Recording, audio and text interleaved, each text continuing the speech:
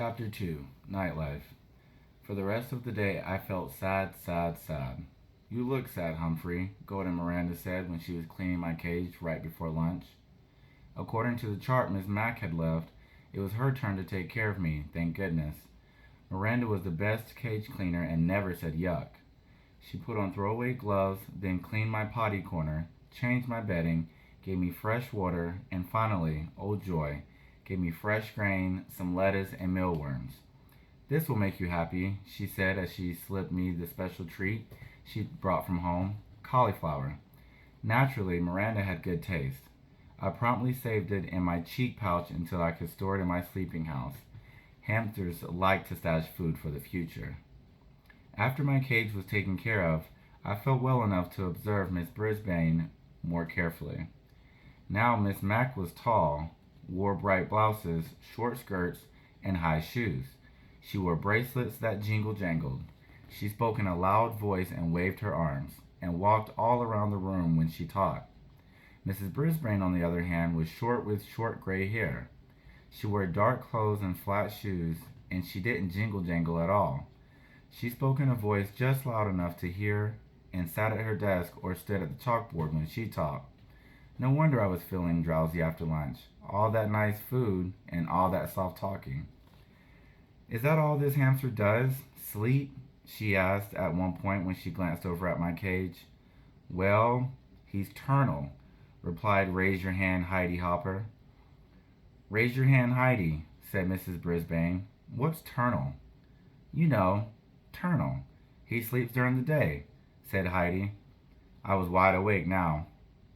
Nocturnal, I squeaked. Hamsters are nocturnal. Oh, you mean nocturnal, said Mrs. Brisbane, almost as if she had understood me. She turned and wrote the word on the board. Can anyone else name an animal that's nocturnal? Owl, said Heidi. Raise your hand, Heidi, said Mrs. Brisbane. But that is correct. An owl is nocturnal. Anyone else? A voice shouted out, My dad. Mrs. Brisbane looked around. Who said that? He did. AJ.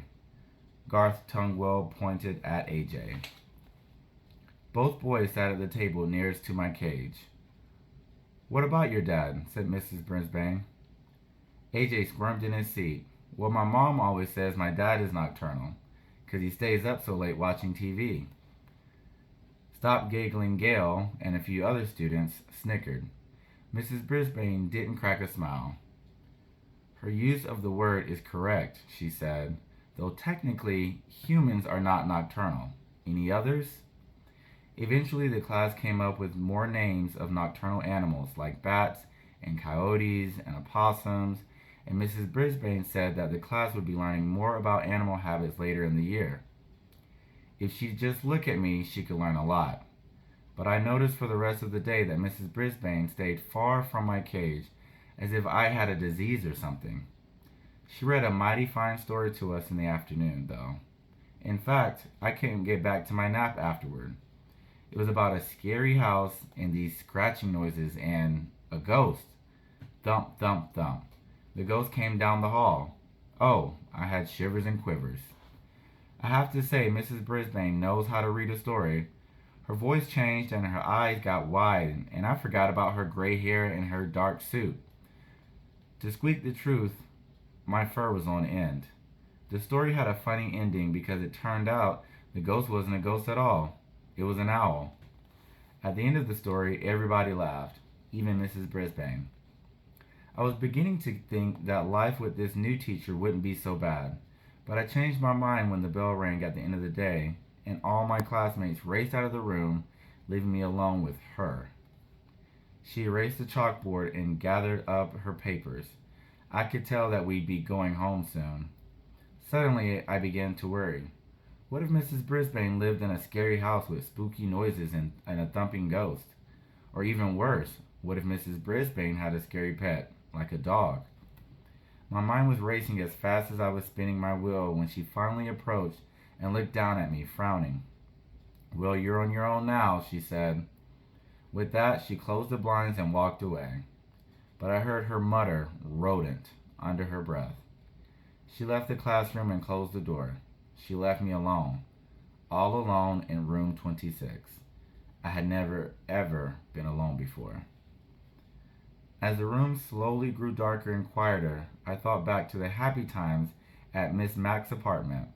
There were always cheery lights on and music and telephone talking and, oh dear, during the day I never noticed how the clock on the wall ticked off the seconds one by one very loudly. Tick, tick, tick. I was feeling sick, sick, sick. I wondered if there were any owls around room 26 or ghosts. I tried to pass the time by writing in my notebook about Pedalrama and my days at Miss Mack's apartment. Writing took my mind off my jittery nerves. But even eventually, my writing paw began to ache and I had to stop my scratchings. If only I could roam free as I had at Miss Mack's apartment. Then I remembered the lock that doesn't lock. It only took a few seconds to jiggle the door open. I skittered across the table. Then, grasping the top of the table leg tightly, I closed my eyes and slid to the ground. Ah, freedom. I dashed along the shiny floor. I darted between the tables and chairs. I stopped to nibble a peanut underneath Stop Giggling Gail's chair. It tasted delicious and made the coolest crunching sound. I chewed and chomped and gnawed and nibbled. And when I stopped, I heard the sound. Thump, thump, thump. Just like the story Mrs. Brisbane had read us. Thump, thump, thump. Closer and closer down the hall, coming toward room 26. Then rattle, scratch, rattle, scratch. Thump, thump, thump. Suddenly, I longed for the protective comfort of my cage. I dropped what was left of the peanut and scampered back. But when I got to the table, I thought a terrible thought. I had slid down the smooth, shiny leg, straight down. But how was I going to climb up again? I flung myself against the table leg, grabbed on, and pushed up, up, up. But I had only made a little progress when I began to slide down, down, down. I was right back where I'd started. The rattling got louder. The sounds weren't coming towards room 26 anymore. They were coming in room 26. Just then, I noticed a long cord running down from the blinds. Without hesitation, I leaped up and grabbed the cord and began swinging back and forth. My stomach churned, and I wished I'd never touched that peanut. But with each swing, I got a little higher off the ground. As soon as I saw the edge of the table, I closed my eyes and dived towards it. Whoosh! I slid across the table and scampered into the cage. As I pulled the door behind me, I was suddenly blinded by light. The something had turned on the lights and was clomping across the floor. It was huge and heavy and coming right toward me. Just then, my eyes adjusted to the light and I saw the thing. It was a man. Well, well, who have we here? A new student? A voice boomed. The man was smiling down at me. My, that was a lovely piece of fur across his upper lip. A nice black mustache. He bent down to peer in at me. I'm Aldo Amato. And who are you? I'm Humphrey. And you scared me half to death, I told him. But as always, all that came out was squeak, squeak, squeak. Aldo squinted at the sign on my cage. Oh, you're Humphrey. Hope I didn't scare you half to death, he said with a laugh. I've just come to clean the room. I come every night. But where have you been? He said. He rolled up a big cart with a bucket and mops and brooms and all kinds of bottles and rags on it. Oh, that's right, he replied, as if we were having a real conversation. Mrs. Brisbane came back today. She's a good teacher, you know, Humphrey. Been teaching here a long time. Wish I'd had a good teacher like her. Say, do you like music, Humphrey? Squeak, squeak, squeak, I tried to tell him. I love music almost as much as I love Mrs. Mack. Suddenly, a song came blasting out of the radio on his cart, and he set to work. Sweeping, mopping, moving desks, dusting. But Aldo Amato didn't just dust and mop. He spun and swayed. He hopped and leaped. He twisted and twirled. How do you like the floor show? Aldo asked me as he grasped the mop like a dancer holding his partner. Get it? It's a floor show, 'cause I'm cleaning the floor. Then Aldo roared the biggest roar of a laugh I'd ever heard.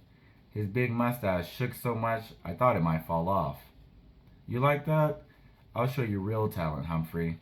Aldo Amato picked up his broom and very carefully stood it up with the very tip balancing on one outstretched fingertip. It wiggled from side to side, but Aldo moved with the broom and managed to keep it balanced straight in the air for an amazingly long time. When he was finished, he bowed deeply and said, What do you think? I'm going to join the circus. And he roared again. Then Aldo wiped his forehead with a big bandana and sat down at the table where AJ usually sits. You know what, Humphrey? You're such good company.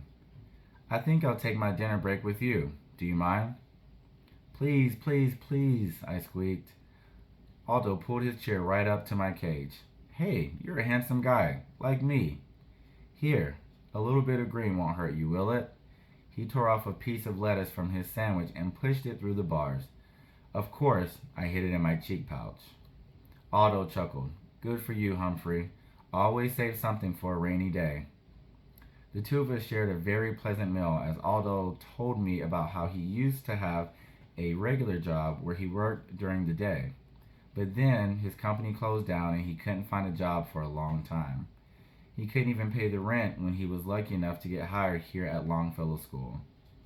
He was glad to get the job, but it's lonely working at night because his friends work during the day. They can never get together like they used to.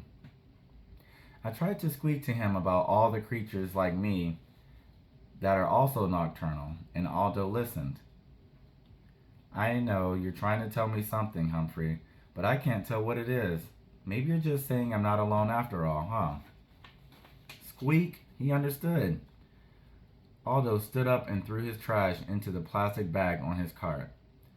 Well, I've got a lot of other rooms to clean, my friend, but I'll be back tomorrow night. Maybe I'll take my dinner break with you again. Aldo pushed his cart toward the door and reached for the light switch. No, no, no, I squeaked, dreading the thought of being plunged into darkness again. Aldo stopped. I hate to leave you in the dark, but if I don't turn off the lights, I could lose my job. He clomped back across the floor to the window. Tell you what, I'll leave the blinds open a little. There's a nice light right outside your window.